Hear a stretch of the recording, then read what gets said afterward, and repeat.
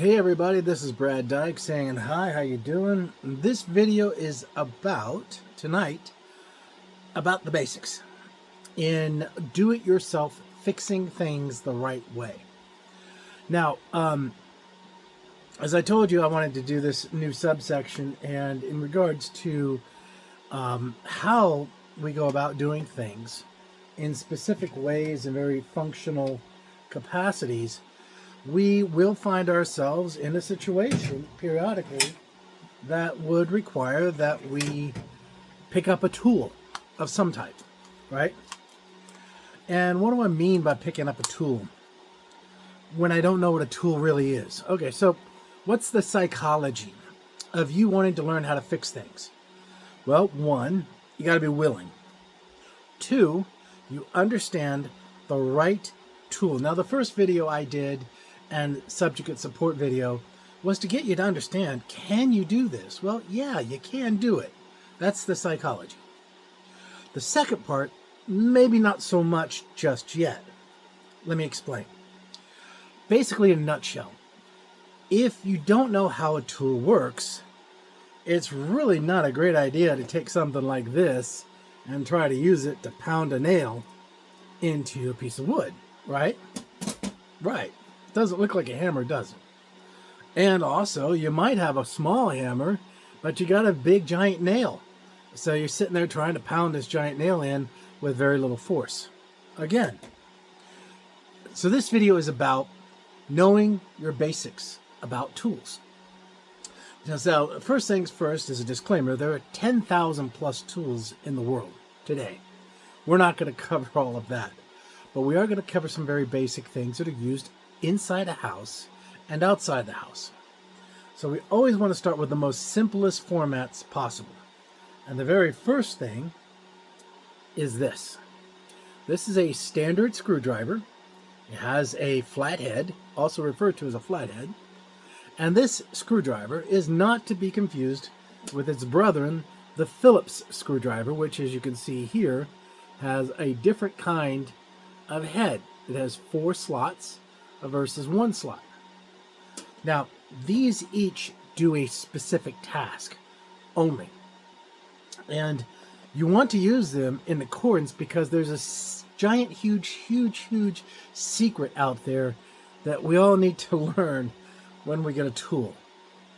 The secret is use the right tool to get the right thing done the fastest. So yeah, technically speaking, as you look at this and you see this Phillips head has 4 slots, but couldn't you technically take a smaller standard screwdriver, in this case, not that one, but well, let's see if I have one here. I might not. There's my whack cap. Okay, so we have a smaller standard here. If you look, this is a standard screwdriver.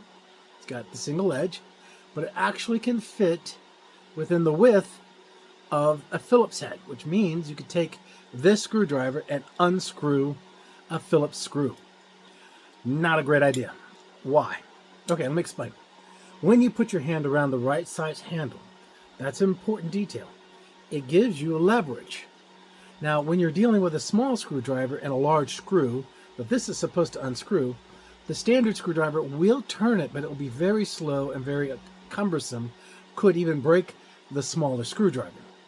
The smart thing to do is to use the right tool for the right function. Now, this is a Phillips head, and it's got a long neck on it and a handle, and you can turn it, and you've also seen screwdrivers out there that have socketed heads that can allow you to do the same thing and interchange them into fits. That's correct. That's not the only thing out there that is very important about these types of critical tools. One, they're the most common tool to have in the house because you either have standard screws or you have Phillips screws most of the time. Now, there are Torx screws and there are square screws that have a square head, which are usually used in the industrial level. Research on those, and those can also be, by the way, as you can see with this particular bit, this is a square head. You know, it's just a bit, and you can put them in and rotate any type of configuration you like. Now we have other types of screwdrivers. This is called a torque screwdriver, if you look at it here. And it has basically a diamond head, or actually has a multi-sided sprackles, I guess you'd call them, or radials. And that goes into a very kind of specialized screw that most people don't really interact with too much.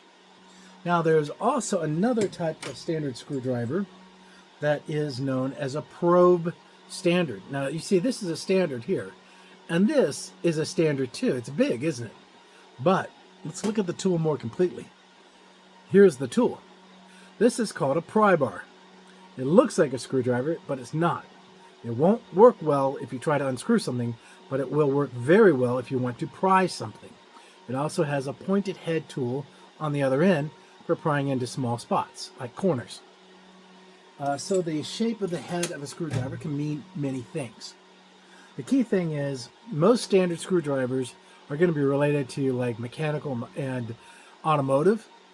The Phillips are going to be related a lot to wood screws and drywall screws, and a variety of different household style appliances will use Phillips heads. And that specifically is one of the biggest reasons why screwdrivers are the most common tool to find in a drawer. Now, with that, a tool that is really misunderstood, in my book at least, is in regards to what we call the standard pliers. Now, these have all types of names, but as you can see, a plier is basically two sides that are held together by the handle. But did you know that this is actually 3 different kinds of tools? Well, the first tool is at the very front. Let's see here. There you go. It's the very front, which is right here. This is the flat edging that gives you pryability. So if you have a flat surface and you want to clasp the surface and bend it upwards, you can. That's the first purpose. Now the second one is the midsection. Now this is for bolts. A lot of times you can expand it out and it will hold the bolt in place while you have a socket wrench on the other end tightening down the nut. It's a great grasping tool. But something else nobody really ever gets, but only those who really use these effectively. If you look even closer, you'll see these blades. There's a blade there and a blade there.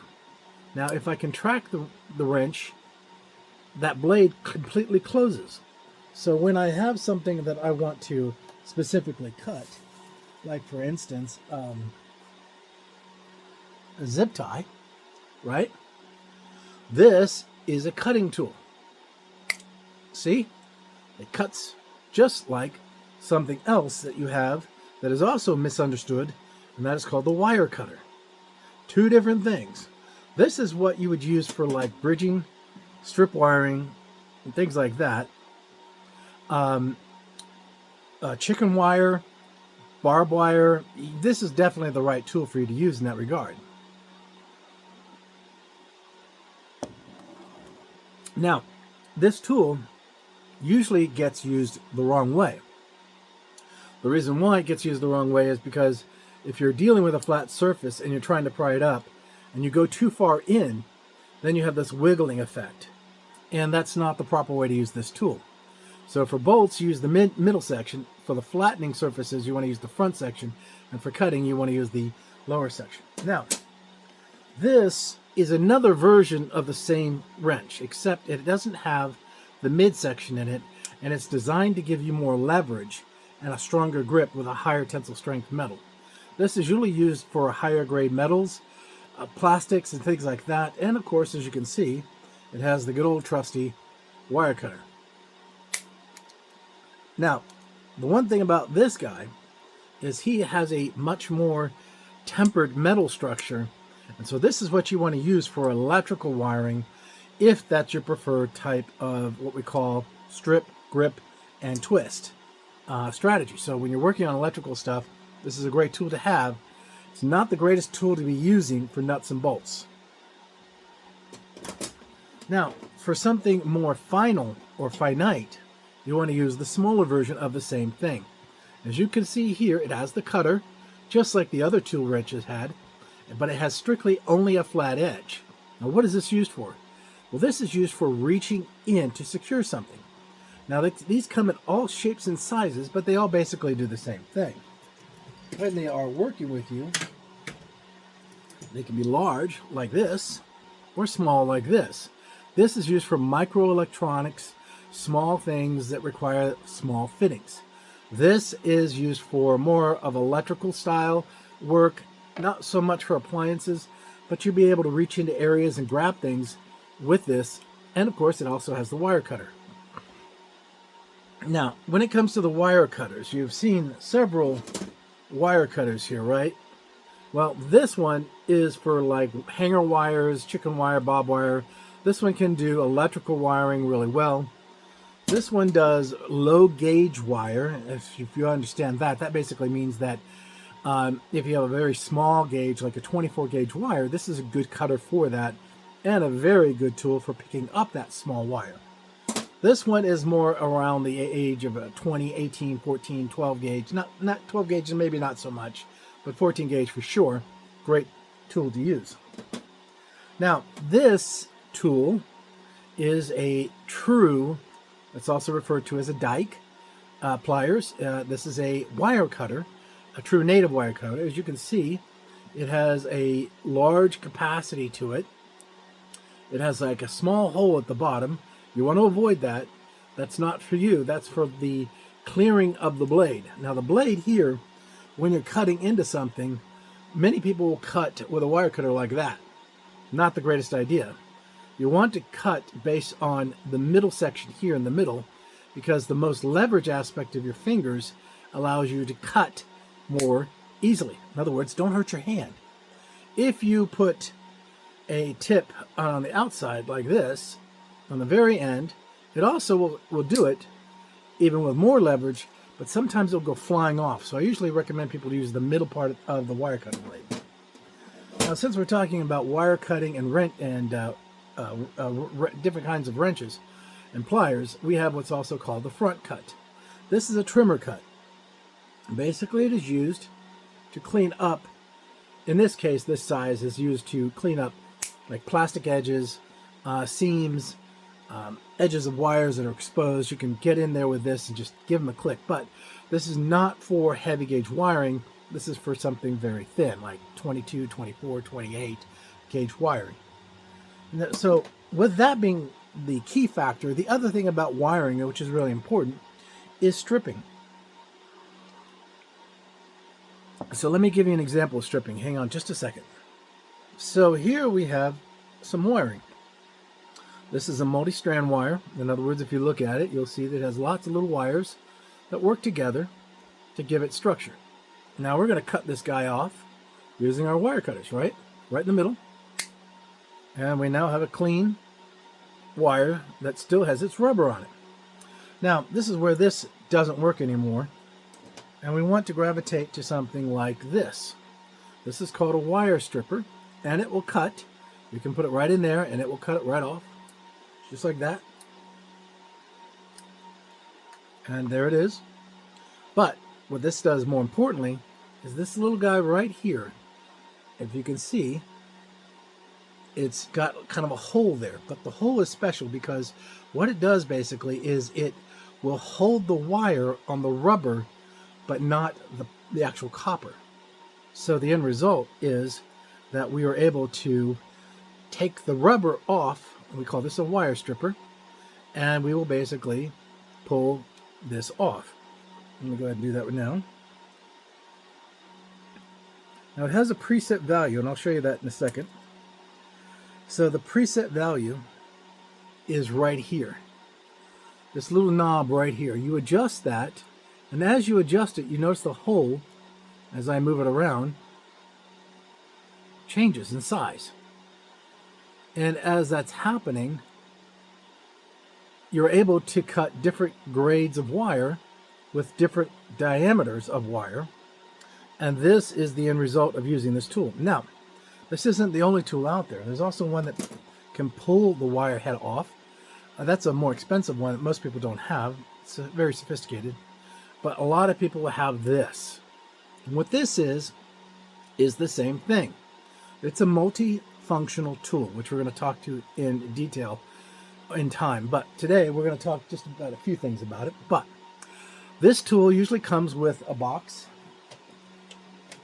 of something like this. And as you can see, these are different kinds of crimps. What are crimps? Well, crimps, I'll show you. But first, let's get the wire ready for us first. So we have a gauging meter right here in the middle. As you can look, the gauge will be dictated on the diameter of what you're wanting to strip. So, and right there, I have put the wire in there, and I'll rotate it a couple of times.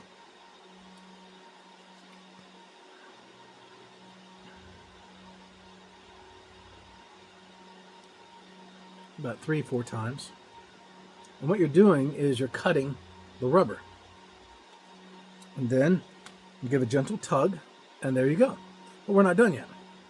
Unlike a wire cutter and a wire stripper, this also can cap the wire. So let me give you an example. Here we have 2 ends of a wire that we've been working on. And we're going to bring them together into a paired relationship. But to do that, we're going to crimp using this tool a head on them so that they can be together. So we have got this tool right here. It's not a tool, it's actually a head. And this is a crimp head. And as you can see, I've just put it here. And then I'm going to use this tool to secure that crimp. You just squeeze it with your fingers. When you're done, it doesn't come off. Now I'm going to turn it around, and I'm going to feed the other end in.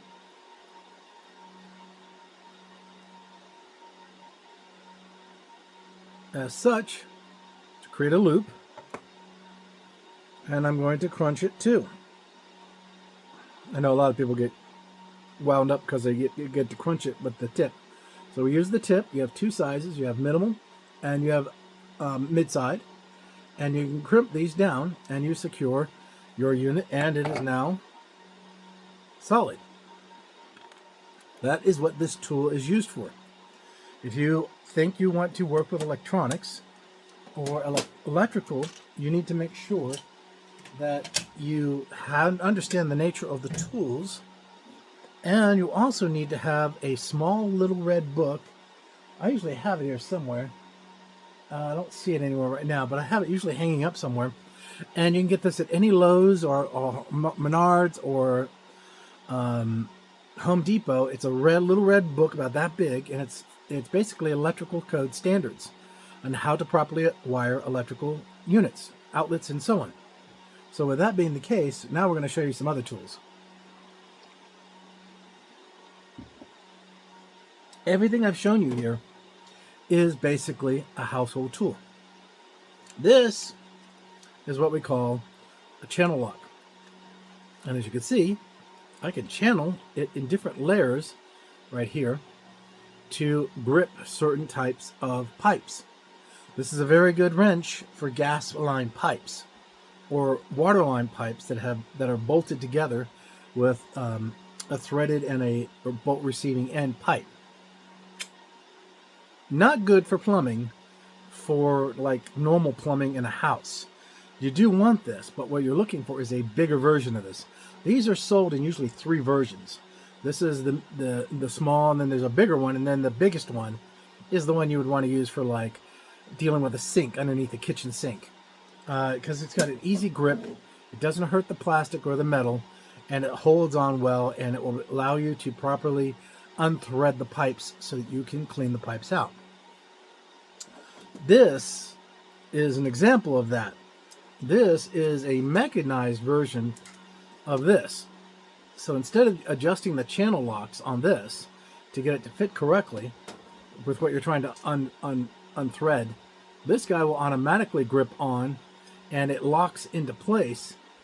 And when it does that, it will hold itself in a functional configuration and just stay that way. So when you grip it down, you kind of give it a little bit extra grip on it, then you lock it in with that little switch right there, and it's in there, and it will hold on without you.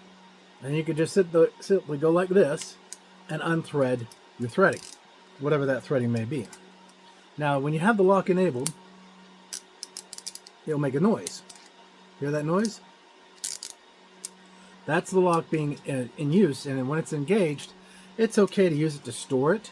Some people don't. I don't. I usually leave them open to make sure the springs stay, fairly flexible. But you can lock them down, especially if it goes in a toolbox, to conserve on space, because look, when you take that off, that's a lot of space to lose in a toolbox.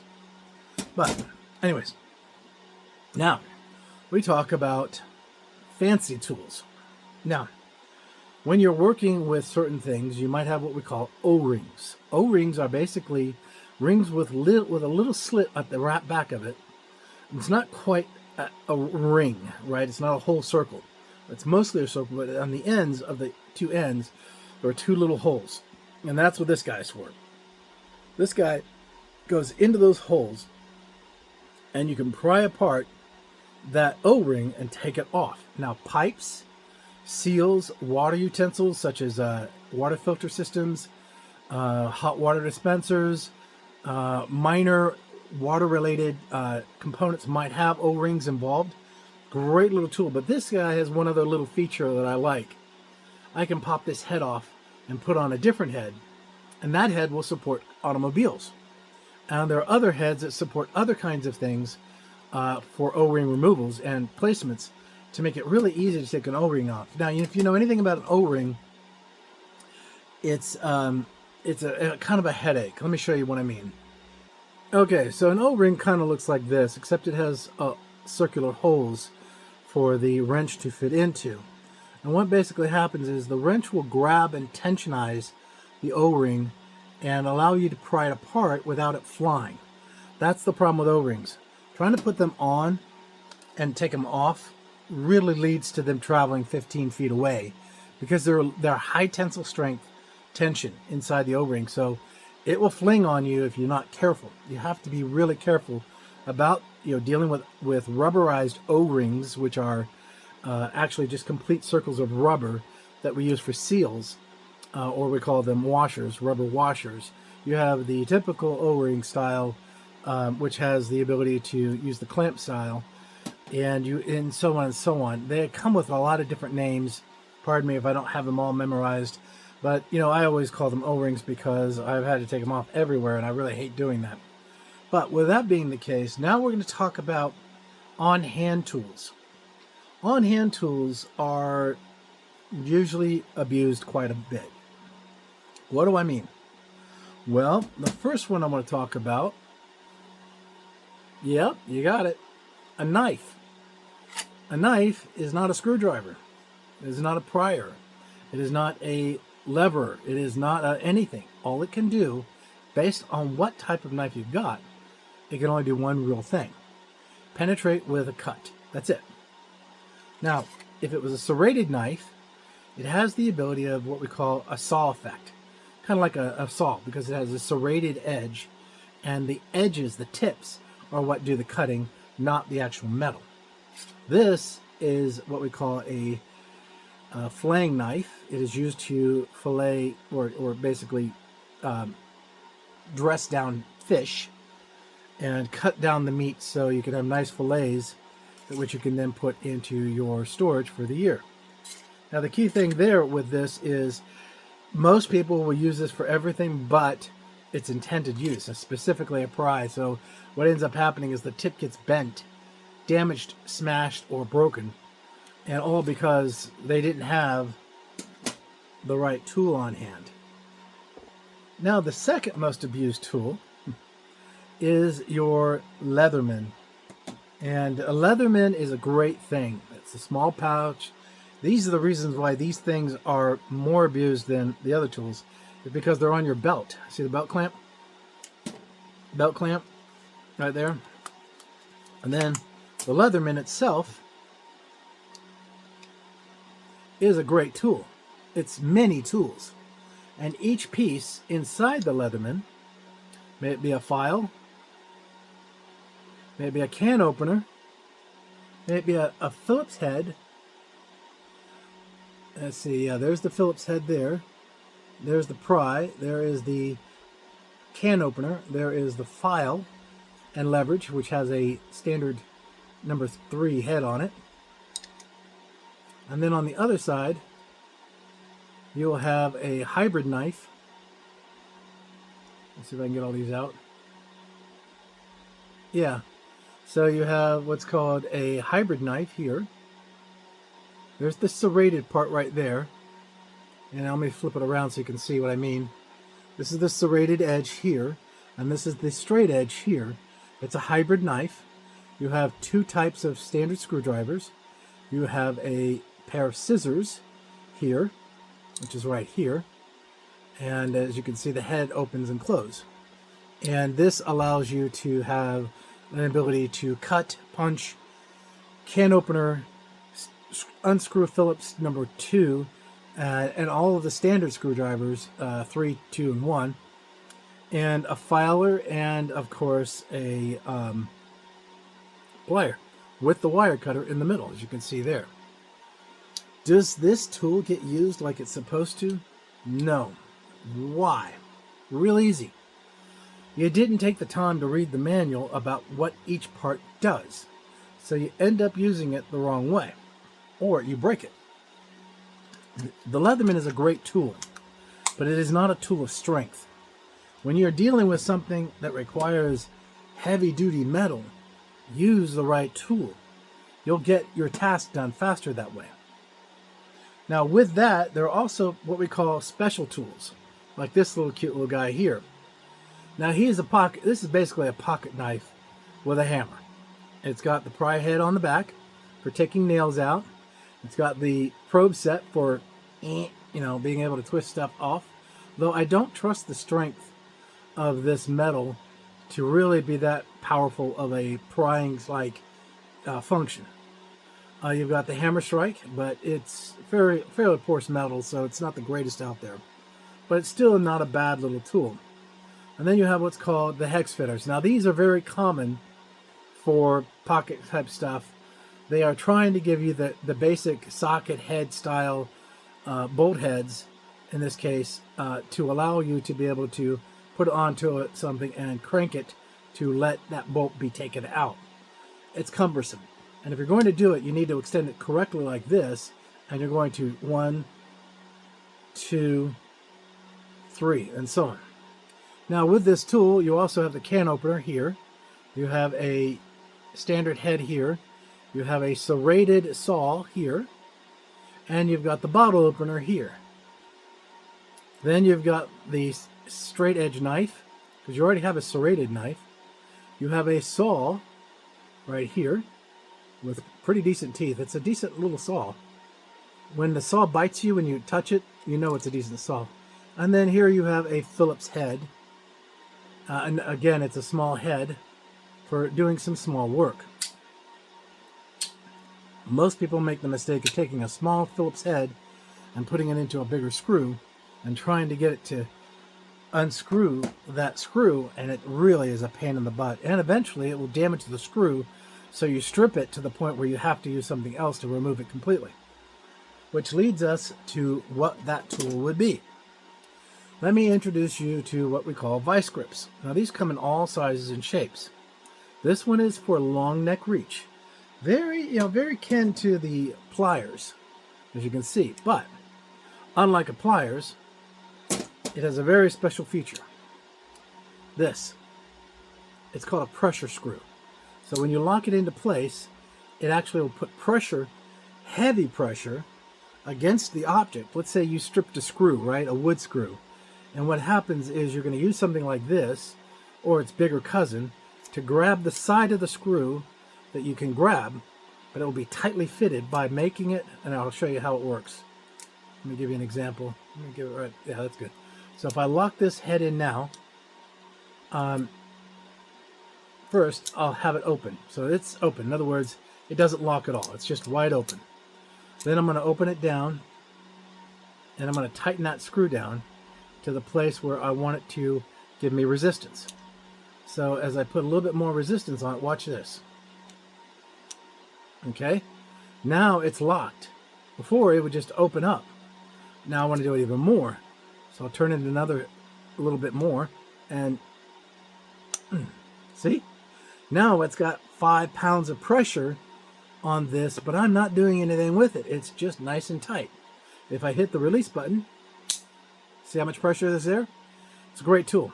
But this also gets abused because people will use the bigger version of this particular vice grip on something which really should have had a head like this. And there are vice grips that have heads like this and vice grips that don't. What ends up happening is they try to twist.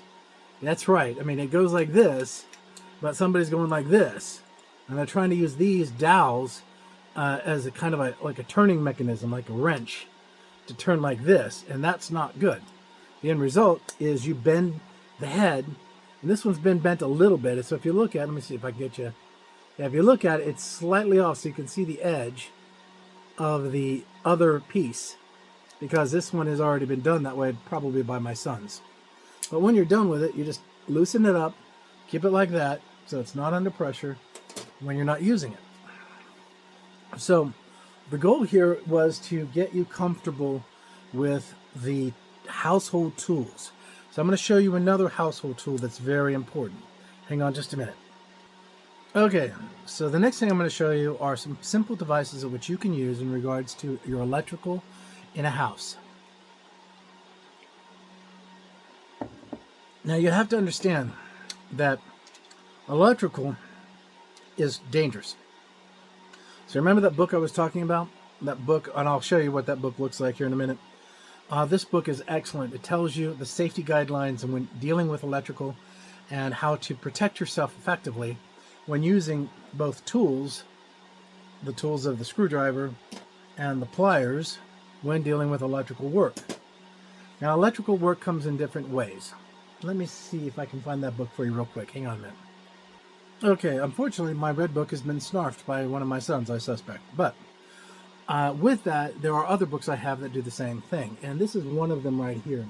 Fix It Yourself Manual. You can get it at any library. And it has a dedicated section about dealing with electrical and electronics to make sure that you're in a safe place when you're doing work. And this is a rendition release. This is volume, I think, 8. And I have another one here that's also really good. And that is the Fix It Yourself Manual again, but this is a newer version.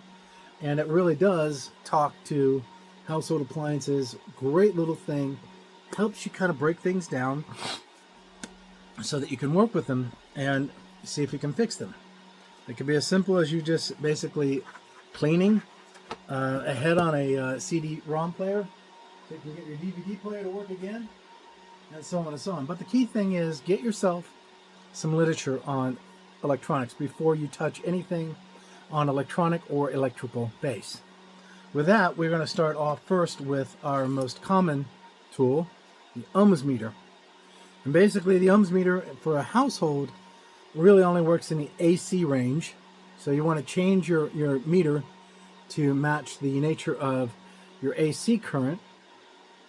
And what it will do, this particular version has the intelligence where it just requires you to go AC or DC. It will delineate the voltage loads and requirements as necessary so it can properly support you. Now, the goal, reason why you have something like this is to say, hey, do I have power in a socket? So when you have an electrical socket, this is an easy way to check both the neutral, the hot, and the ground. Another tool, is what we call the circuit chaser. This little guy, you plug it into the receptacle box of the particular odd receptacle that's not working right, and then you use this. What happens is this guy is going to put out a pulse. And when he puts out a pulse, that pulse will come through to this little guy, which is basically a detector of sorts. It's looking for the pulse that this guy's emitting. So what this does is you turn this on. And when you have this on, you'll go to your electrical box and you'll carefully go down the electrical box to find the pulse.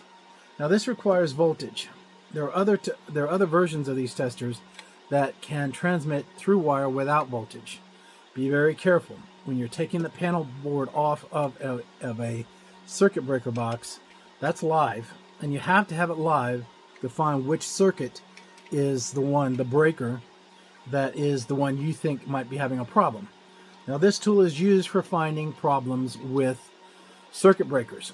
Those are the breakers that are in your main box that are turned on to allow electrical power to come from the main, pass through the breaker and to your receptacles of a set area or function, like an AC unit or something like that. So, great tool. But the one thing I love is this little guy. You can get them at Lowe's, anywhere you want. You turn them on, and when you turn them on, they glow green, but as they get closer to an electrical outlet, they start to beep. And when they start to beep, they're making noises telling you that, hey, you might not have what you think is power because you plug something in and it didn't work, but you use this to see, hey, is power truly missing? You may find out that the receptacle itself is damaged and it's hot and you're getting ready to work with it without any protection. Use this tool to delineate, hey, is this box truly dead in power? Because this is an RF detector, and voltage presents a frequency. This picks up that frequency, takes that frequency, and then it will beep on it to give you an indication that it is not a good thing to play with that box until you find the breaker using your breaker detector kit to find the breaker that's running, kill the power to the breaker, then disassemble that receptacle and replace it with a new one. Light switch as well. It's applicable to anything that's electrical. Another wonderful little gadget here is when you're putting that receptacle back together, did you put the wires in the right place? Well, you don't have to be an engineer to know that. What you want to do is use one of these. You can get them at any Lowe's, any department store, anywhere in the world. And what you want are these two lights to light up, this one not to light up, and it'll tell you how you've crisscrossed your wires. It's basically a 3-plug prong, goes right into your receptacle, and it tells you. You've got it wired right, good job. If you have it wired wrong, bad job.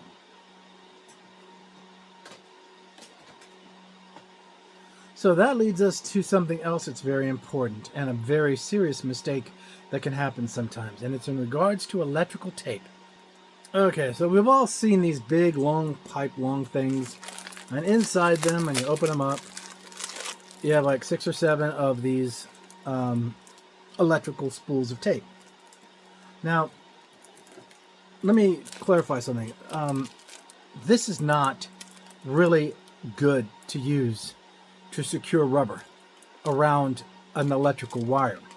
So what do I mean by that? Well, basically, back in the 70s, it was very common to use black tape, which is all this really is. And this black tape would be wrapped around every single nut that was basically secured on the heads of the electrical wires. They kind of look like this. Let me see if I can reach one. Okay, so this is what I'm referring to. Now this wire is basically put on basically an electrical set of wires as such, like this, and they're brought together, one coming from the wall, one going into like the next cable run, and then this is twisted down on those wires, and it will get tight when you do it. And so once it's on, then you've taken 2 separate wires and you bonded them together with this. Now today we also use the other possibility, but you have to be careful with it when you do. We use something similar to these. You've already seen these, and these also can function in that capacity. In this case, you'd want to use a blue one. So this is what that looks like. And this can bring 2 wires together too. It's actually a little better, but it still has the same risks that this has. Then what we used to do in the 70s is we'd wrap these with black tape around the wire to make sure that it didn't get unscrewed. The only problem is it doesn't really work that way. Black tape can actually, be dangerous to use. So try to use black tape to bind wires together side by side. For instance, you have like 2 runs of let's say 12 gauge 120 volt wire, but there are two wires running. So you can tape them together as you're moving them through to keep them controlled. That's the right purpose for this. This should not be really used that much on bare metal of electrical current, trying to secure whatever you're trying to secure. Now, of course, this is for 2. You have bigger ones like this one, which is for 3. You see how big they get? And basically what is happening here is as these little knobs will compress and lock the wiring together, that's still exposed wire. So you want to make sure that you're using the right kind of code, and your books will tell you the right way to do this. Now, one thing that is common to do today is if you're putting on an electrical box, you can wrap the electrical receptacle with tape. I have done that myself. I'll give you an example. So basically what we have here is we have what's called an electrical receptacle. This is a 20 amp receptacle, unlike the traditional standard line and hole, which is a 15 amp receptacle. And here we have, of course, a roll of black tape. And what happens is, as you're getting ready to pull your wiring through your electrical box, here's one right here as an example, the wire will come through and you'll have the 3 wires you need principally to connect up to your receptacle box. Now this is where you will attach the wires. You've got your ground here, which is color-coded. You've got the white for the white, and you've got the different color for the black. And you're going to put these wires on. And as you're doing this, remember, check your book to make sure and confirm all of this. But now I'm going to take my black electrical tape here, and I've just finished wrapping this around. And it's been wired up as live. It doesn't have current just yet. And I'm going to secure the receptacle. Now, let me get my trusty wire cutters here and cut that.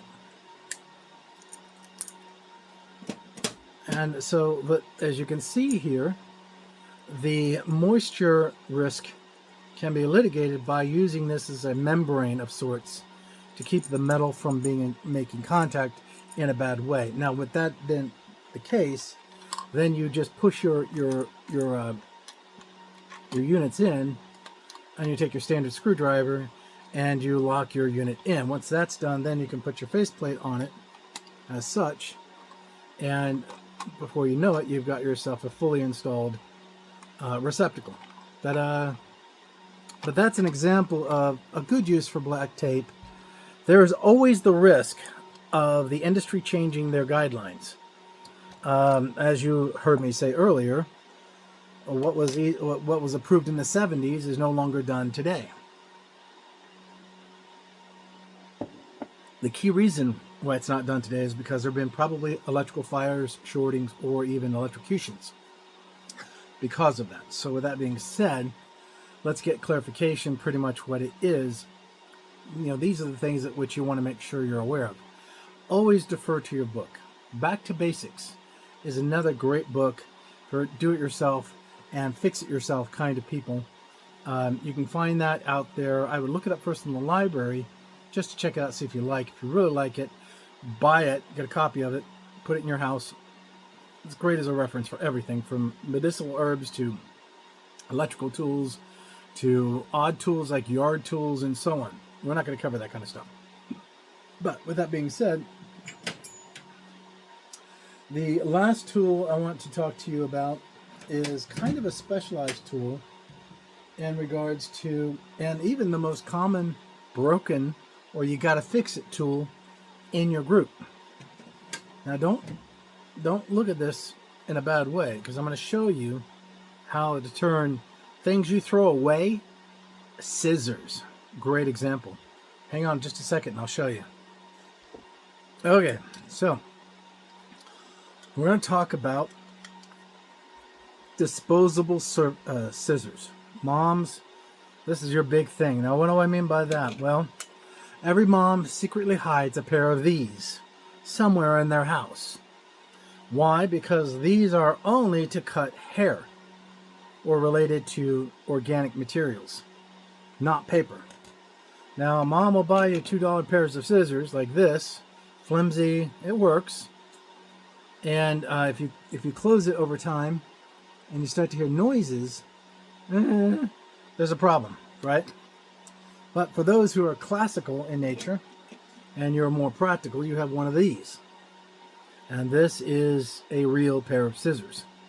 But they all have the common denominator with them. If you close them and you hear grinding, confliction between surfaces, then you need to sharpen your scissors. How hard is it? This is it. Get yourself a wonderful wholesale tool sharpener. This is it right here. And I'll try to find a link for it. If I can, I'll put it in the site. And with this little guy, because if you look at it, it just has two pieces of metal that cross each other. That's it. And you take that and you strike the blades. It takes a very small, minute amount of metal away. Usually that metal is damaged metal, where somebody tried to cut a wire or something, or they cut something too thick for the scissors that was designed for. And you notice I only did it like 3 times, and it's sharp again. Perfect. Not a single noise. Now you can take it up there and you can cut it. But then you say, what about those $1 knives? Are they, I'm sorry, not knives, but scissors. These guys, these cheapies, you know, they're flimsy, they don't work well, they got a single screw that holds them in place. Same exact thing. 3 strikes, that's all you need. Hear that? That's done. Flip it over.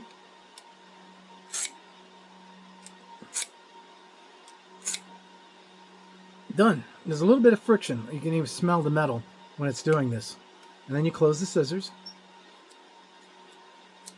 Sounds like a pair of scissors again. And we all know what scissors sound like, right? This one looks like somebody did try to cut metal with it, so I'm going to give it a little extra hit.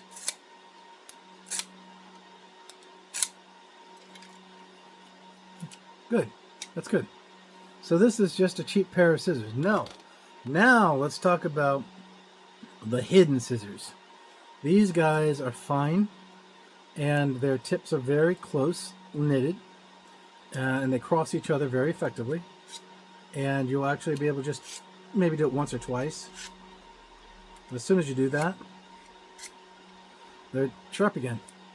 No noise. So my wife has 3 pairs of these hidden throughout the house. Now this also applies with knives. Same tool. Very simple to use. 1, 2, 3. Done. Very sharp. That's how you keep your knives sharp. Right? Constantly sharpening them. Well, we covered a lot of stuff here. And so what I'm going to do is I'm going to kind of come to a halt on this particular video. But I wanted you to understand the basics. And we're going to continue hitting some more of the basics. We'll talk to glues. We'll talk to paints. And why joint compound is awesome in certain forms. But those are for other videos. I'll let you go. God bless and have a great week. Take care.